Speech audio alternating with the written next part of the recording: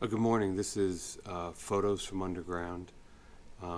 Again, I'd like to thank whoever had sent me this photo. This is definitely in the spirit of what we're trying to look at here in this in our journey here. Again, for those of you who don't remember, we're trying to examine photos from the previous century and try to unpack some of the context text that's kind of lost in the historical um, log of what was happening. This is a photo that is from the 1930s, and there's I guess what I'd like to point out first is that there is so much tension in this particular photo. So what I'd like to do is what we should be, any one of us should be doing is let's unpack the forces at play here in this photo. Um, so I think kind of let's just start look at some of the obvious facts. You have a man here, looks like he's in a coal yard, and he's tidying his bag of coal. I mean, that's what I said. He's tidying it up. So where's that tension coming from? Um, so I'm going to say, and again, I think this is obvious, kind of. It's coming from the seriousness in his face. Um, I mean, really, if I had to give a caption for the photo, this it would say "stern reckoning," because there's some really, yeah, that is one grave face. Okay, there's a level of gravity going on in his interiority, in his reckoning, him counting the pieces of coal. There's some, I mean, that is again, that's not a new face. He didn't just create that face during this interaction. Um, that's something that's years of developing, years of conditioning to achieve that level of sternness. Um, that yeah, I mean, and again, that's a look like I could see him. That's the kind of look that this man. I'm gonna guess I'm gonna say he's some type of an accountant or something to do with finance. Um, and this is really like this is, to me is a look that he found something wrong with the ledger, and he's just about if there was an office filled with people here, he would be getting to the bottom of it. He's found some type of um, something that needs correcting. Something doesn't balance, so it's clear. But to generate that much, so the gravity of what he's discovered um, seems concerning. There's more going on here. That's what I'm trying to say.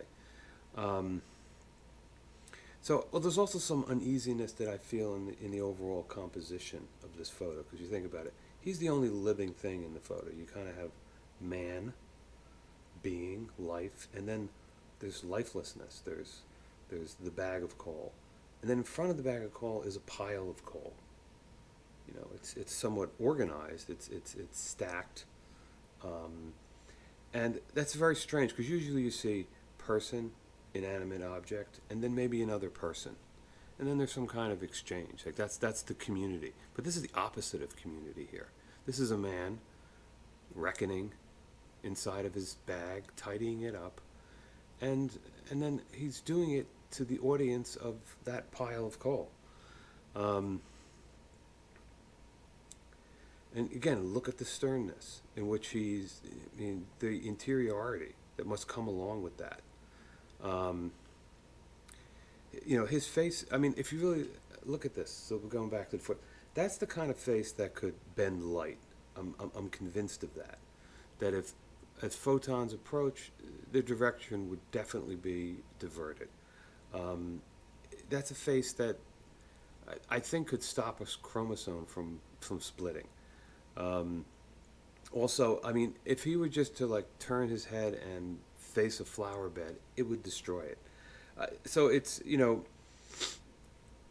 I mean, he's definitely at odds with the environment. There's some reckoning that has taken place, and then an additional reckoning of holding someone accountable. Um, there's some monkey business that has gone on, and he is a he is.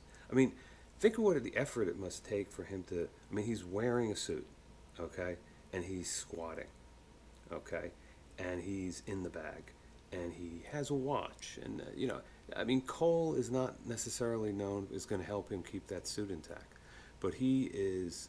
It is more important than the decorum around, keeping the suit clean.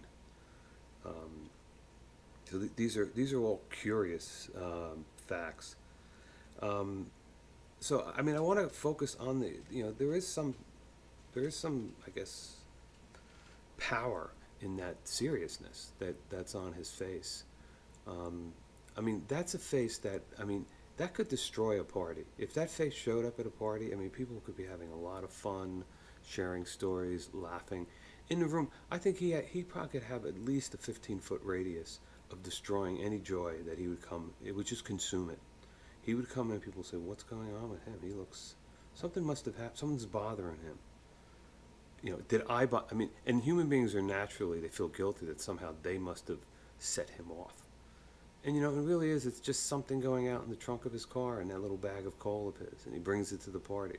And he makes sure that people know. I mean, he when you're running the broad interrogation that this guy is running, when you're trying to get to the bottom, you're going to get people in the room. You're gonna isolate each people, let's say, at the party, and you're gonna figure out, get to the bottom of it. Don't let them talk with. Don't let them get their stories sinking.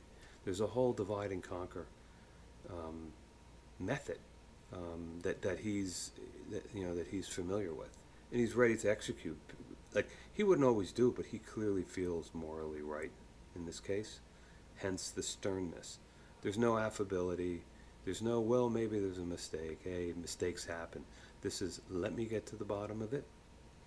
And the sooner we right this wrong, the better the planet will be. Um, yeah, I mean, imagine being trapped in a car with that face right after, or even just a bus. Maybe he takes public transportation. It's very interesting how it's just one person's mood can have that effect on an entire population. Um,